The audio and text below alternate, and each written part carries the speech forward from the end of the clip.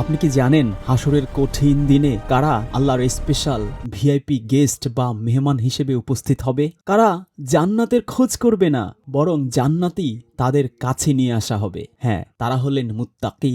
সূরা হুজুরাতের ১৩ আয়াতে আল্লাহ বলেছেন, তোমাদের মধ্যে আল্লাহর কাছে সেই ব্যক্তি সবচেয়ে বেশি সম্মানিত, সবচেয়ে বেশি মর্যাদাবান, যারা মুত্তাকি। সূরা বাকারার ১৯৪ নম্বর আয়াতে আল্লাহ বলেছেন, আল্লাহু মাআল মুত্তাকিন, আল্লাহ মুত্তাকিদের সাথে থাকেন। সূরা আল ইমরানের ৭৬ আয়াতে আল্লাহ বলেছেন, আল্লাহু ইউহিব্বুল মুত্তাকিন, আল্লাহ মুত্তাকিদের ভালোবাসেন। সূরা কাফের ৫১ আয়াতে আল্লাহ বলেছেন, জান্নাত মুত্তাকিদের কাছে নিয়ে আসা হবে। সূরা হাক্কার ৩৮ এবং সূরা বাকারার ২ আয়াতে আল্লাহ বলেছেন, সত্যিকারের হিদায়াত পেতে গেলে আপনাকে মুত্তাকি হতে হবে। আপনি কি জানেন আল্লাহ কাদের কুরবানি কবুল করে? সূরা মায়দার ২৭ আয়াতে আল্লাহ বলেছেন, আল্লাহ মুত্তাকিদের কুরবানি কবুল করেন। আপনি কি জানেন আল্লাহ রোজা কেন দিয়েছেন?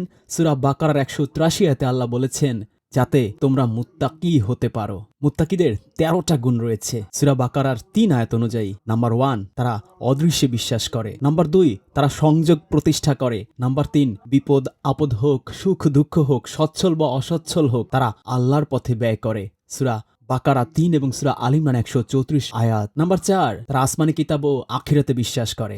নাম্বার ৫, আল্লাহ বলেছেন, যারা সম্পদের প্রতি ভালোবাসা থাকা সত্ত্বেও অভাবী, ইতিম, মিসকিন, অসহায়দের দান করে। নাম্বার ৬, সূরা বাকারার ১৭৭ এবং সূরা কাফের ৩২ আয়াত অনুযায়ী তারা ওয়াদা বা প্রতিশ্রুতি রক্ষা করে। নাম্বার ৭, সূরা বাকারার ১৭৭ নম্বর আয়াত অনুযায়ী বিপদে আপদে, কষ্টে দুঃখে সংকটে তারা ধৈর্য ধারণ করে। নাম্বার ৮, তারা সত্যবাদী হয়। সূরা আল ইমরান আয়াত ১৭ এবং বাকারা ১৭৭। নাম্বার ৯, সূরা আল ইমরানের ১৩৪ আয়াত অনুযায়ী তারা রাগকে সংবরণ করে, ক্রোধকে কন্ট্রোল করে। নাম্বার ১০, সূরা আল ইমরানের ১৩৪ আয়াত অনুযায়ী তারা মানুষকে ক্ষমা করে দেয়, মাফ করে দেয়। নাম্বার ১১, কোনো ভুল ত্রুটি যদি করেও থাকে, সাথে সাথে তারা তওবা করে। সূরা আল ইমরান আয়াত ১৩৫। নাম্বার ১২, শেষ রাতে তারা ক্ষমা প্রার্থনা করে আল্লাহর দরবারে। সূরা আল ইমরান আয়াত ১৭।